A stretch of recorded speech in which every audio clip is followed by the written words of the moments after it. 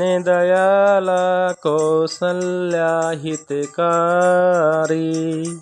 हर्षित में तारी मुनि मन हारी अवधुत रूप विचारी। लोचन अभिरामा तनुगन श्यामा निज आयुध भुज चारी। भूषण वनमाला नयन विशाला शोभा सिंधु खरारी। दीनों पर दया करने वाले कौशल्या के हितकारी कृपालु प्रभु प्रकट हुए। मुनियों के मन को हरने वाले उनके अद्भुत रूप का विचार करके माता हर्ष से भर गई। नेत्रों को आनंद देने वाला मेघ के समान श्याम शरीर था।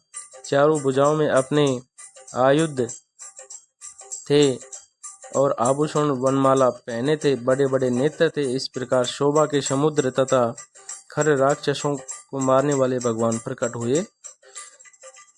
कह दुई करे जोरी अस्तुति तोरी केहि विधि करो अनंत। माया गुण ज्ञाना तृतीय माना वेद पुराण भनंता। करुणा सुख सागर सब गुण आगर जय गावै श्रुति संता। सो मम हित लागे जन अनुरागी भयम प्रकट श्रीकंता। दोनों हाथ जोड़कर माता कहने लगी कह दुई करे जोरी अस्तुति तोरी केहि विधि करो अनंता। माता कहने लगी हे अनंत, मैं किस प्रकार तुम्हारी स्तुति करूं। वेद और पुराण तुमको माया गुण और ज्ञान से परे और परिणाम रहित बतलाते हैं। माया गुण ज्ञान तृतीय माना वेद पुराण भनंता। श्रुतियाँ और संत जन दया और सुख का समुद्र सब गुणों का धाम कहकर जिनका गान करते हैं, वही भक्तों पर प्रेम करने वाले लक्ष्मीपति भगवान मेरे कल्याण के लिए प्रकट हुए हैं। ब्रह्मांड निकाया निर्मित माया रोम रोम प्रतिवेद कहे। ममे उर शोभासी ये उपहासी सुनत धीर मति तीर न रहे। उपजा जब ज्ञाना प्रभु मुस्काना चरित बहुत विधि कीन चहे। कई कथा सुहाई मातु बुझाई जय प्रकार सुत प्रेम लहे। वेद कहने लगे, वेद कहते हैं कि तुम्हारे प्रत्येक रोम रोम में माया के रचे हुए अनेकों ब्रह्मांड के समूह हैं। वे तुम मेरे गर्भ में रहे। इस हंसी की बात के सुनते ही धीर पुरुषों की बुद्धि भी स्थिर नहीं रहती, विचलित हो जाती है। जब माता को ज्ञान उत्पन्न हुआ, उपजा जब ज्ञान प्रभु मुस्काना चरित बहुत विधि कीन चहे। और जब माता को ज्ञान उत्पन्न हुआ तब प्रभु मुस्कुराए। वे बहुत प्रकार के चरित्र करना चाहते हैं, अतः उन्होंने पूर्व जन्म की सुंदर कथा कहकर माता को समझाया, जिससे उन्हें पुत्र का वात्सल्य प्रेम प्राप्त हो, भगवान के प्रति पुत्र भाव हो जाए।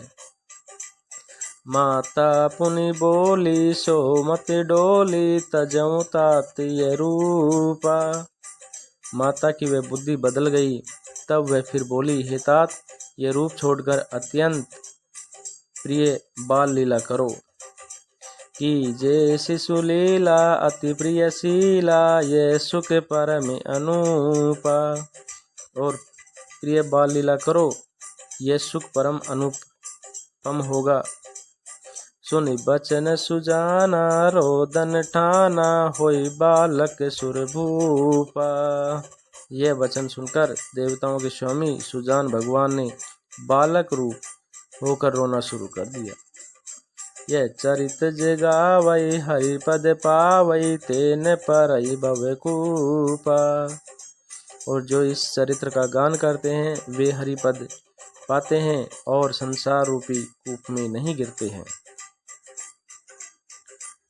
विप्रदेनु सुर संत हित लीन मनुज अवतार। निज इच्छा निमित्त तनु माया गुण सोगा माया गुण गोपार। ब्रह्मा, गो, देवता और संतों के लिए भगवान ने मनुष्य का अवतार लिया। वे माया और उसके गुण और इंद्रियों से परे हैं। उनका शरीर अपनी इच्छा से ही बना है। सुनी शिशुरुदन परम प्रिय बानी, संभ्रम चलिया ये सब रानी। बच्चे के रोने की बहुत ही प्यारी ध्वनि सुनकर सब रानियां उतावली होकर दौड़ चली आई। हर्षित जयते धाये दासी, आनंद मगन सकल पुरवासी।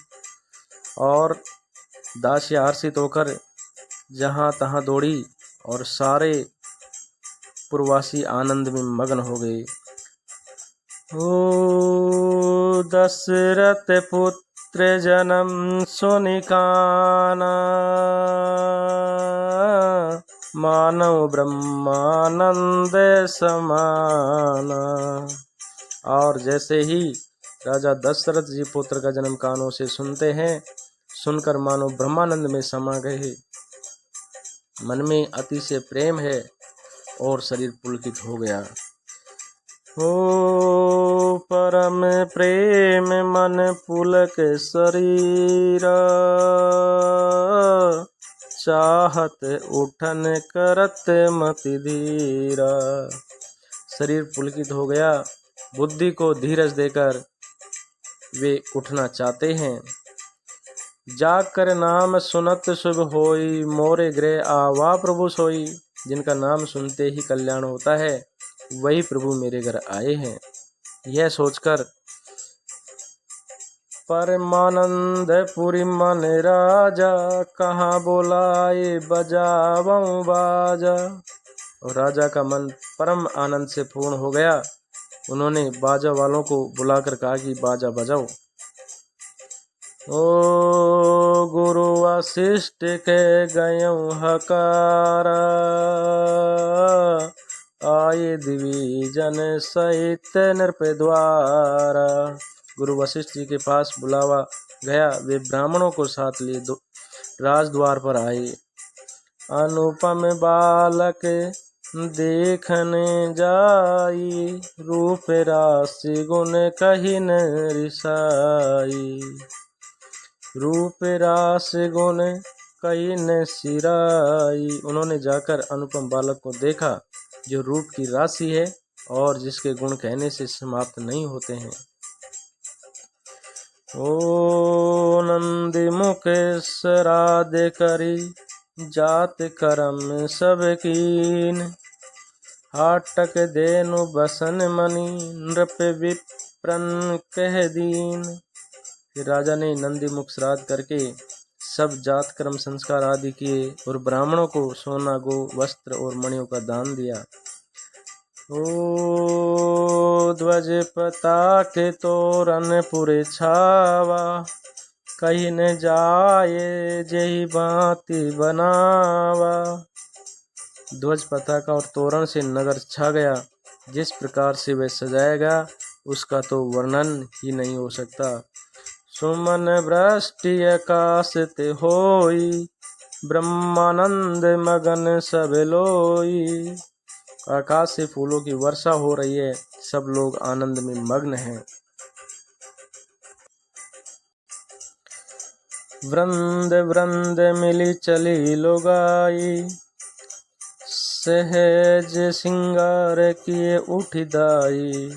स्त्रियां झुंड की झुंड मिलकर चली।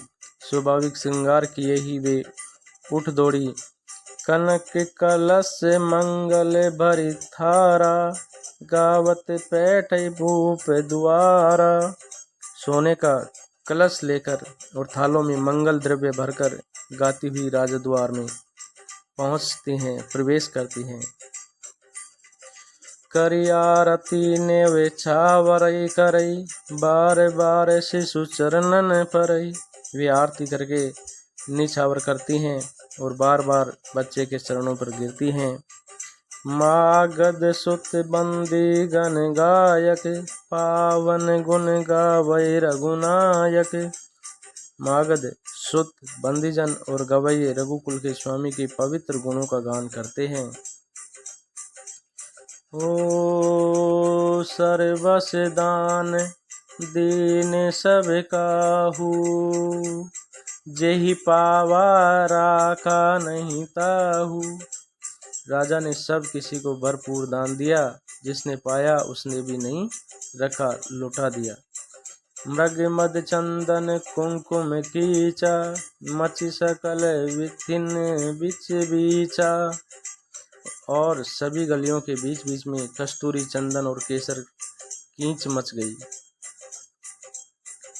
ओ ग्रह ग्रह बाज बदावे शुभ, प्रकटे कुश सुषमा कंद। हरस वृंत सब जैते, नगर नारी नर वृंद।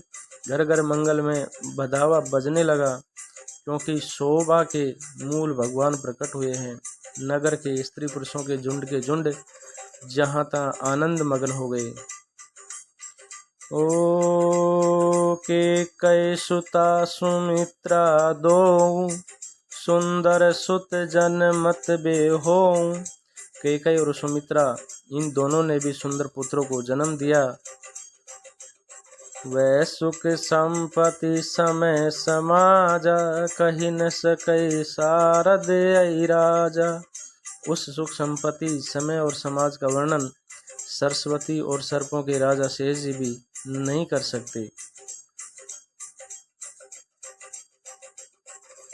और इस प्रकार से अवधपुरी सोहई ए बाती, प्रभु मिलन आए जनु राती। और अवधपुरी इस प्रकार सुशोभित हो रही है, मानो रात्रि प्रभु से मिलने आई हो, और सूर्य को देखकर मानो मन में सकुचा गई हो। देखी भानु जनु मन सकुचानी, तदपि बनी संध्या अनुमानी। और फिर भी मन में विचार कर वह मानो संध्या बनकर गई हो। और इस प्रकार से प्रभु राम का जन्म अवधपुरी में होता है, और ऐसे अवधपुरी में खुशियाँ चलती हैं। जय श्री राम, जय श्री राम।